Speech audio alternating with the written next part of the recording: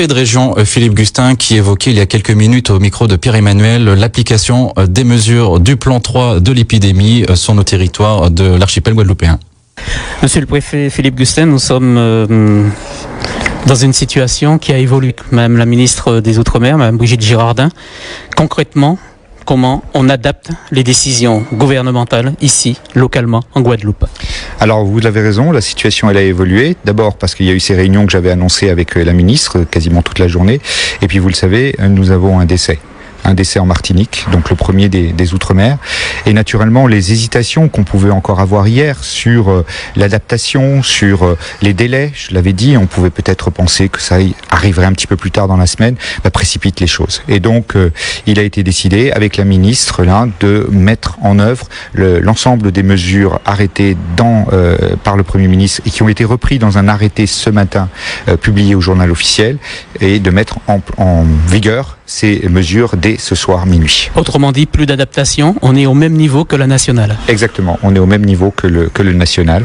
Et donc ça suppose de dire qu'à partir de ce soir minuit, tout ce qui n'est pas utile et vital en termes de magasins sera fermé. Donc resteront fermés, vaut mieux faire comme ça, les magasins d'alimentation, bien sûr, les pharmacies, mais la liste va être allongée au fil du temps. Je sais qu'en particulier les opticiens pourront être ouverts, les animaleries pourront être ouvertes. Voilà, on va tout ce qui sera décidé au niveau national sera automatiquement calqué pour la Guadeloupe. Exactement. Voilà, maintenant on ne fait plus de différenciation parce que l'heure est grave.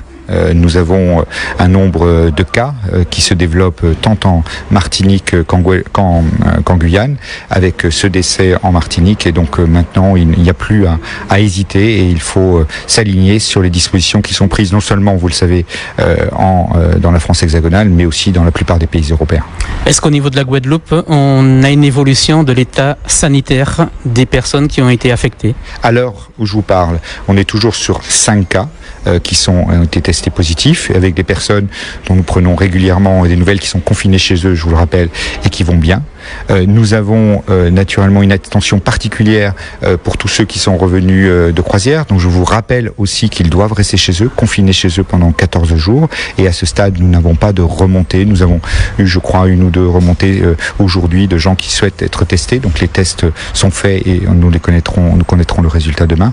Voilà la situation sanitaire telle que je peux vous la décrire à cette heure. Mais encore une fois, tout évolue très vite. Évolue très vite. Est-ce qu'on peut dire qu'on va aussi passer dans les semaines, dans les jours peut-être qui viennent à une phase de confinement?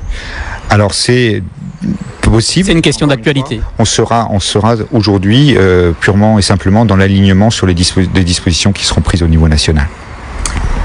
Et également au niveau donc, j'allais dire des élections. Ça va de soi, bien sûr. Si elles sont annulées en France, elles seront annulées sur le territoire des Outre-mer. Ah oui, la République est une et indivisible. Donc, naturellement, on n'en est pas là.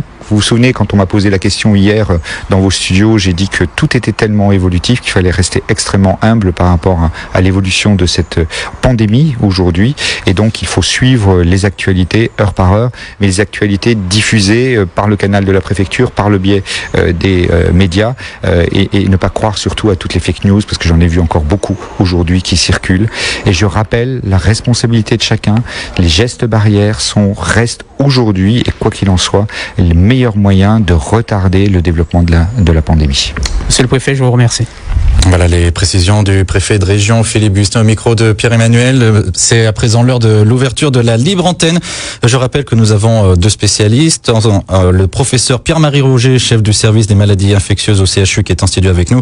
Et puis l'infirmière libérale Brigitte d'Orange-Phaïton au téléphone. Ils sont là pour